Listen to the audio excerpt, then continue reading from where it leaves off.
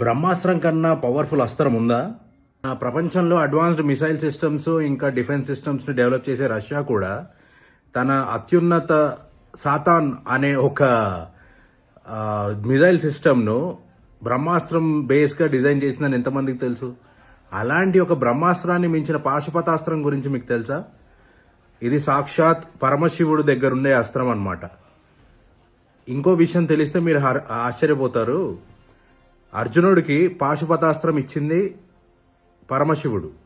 అది కూడా ఎక్కడ అనుకుంటున్నారు? మన విజయవాడ కొండల మీద ఇంద్రకీలాద్రి దగ్గర అని ప్రాచుర్యంలో ఉంది. ఇదేదో నేను ర్యాండమ్గా చెప్తున్న విషయం కాదు. అగ్నిపురాణం అధ్యాయం 322లో స్పష్టంగా రాసుంది. పాశుపతాస్త్ర స్తోత్రంలో కూడా ఉంది.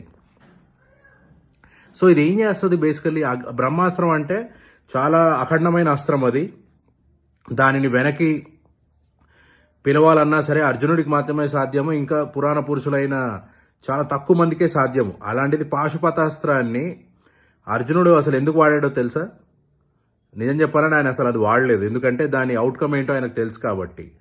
పాశుపతాస్త్రం క్రియేట్ చేసే కొల్లాటరల్ డ్యామేజ్ ఎలా ఉంటుందంటే, హీరోషిమా నాగసాకిలో గంటలో 30-40 వేల మంది చనిపోయారనేది రికార్డ్ కదా.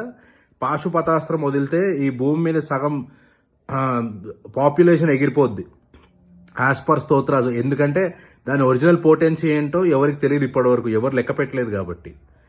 సో అలాంటి ఒక అస్త్రం తన దగ్గరున్నా సరే కురుక్షేత్ర యుద్ధంలో తన యుద్ధ నైపుణ్యంతో గెలిచాడు అర్జునుడు.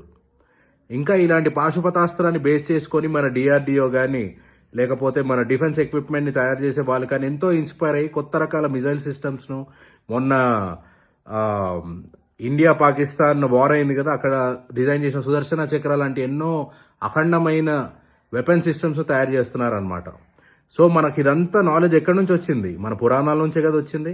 సో అలాంటి పురాణాలని మనము ఎలా ట్రీట్ చేస్తున్నాం అనే దాని మీదే మన ఫ్యూచర్ ఆధారపడి ఉంది. ఎందుకంటే future is going to shake the world and India is going to be on the top, and దానికి ఆధారం మన పురాణాలు.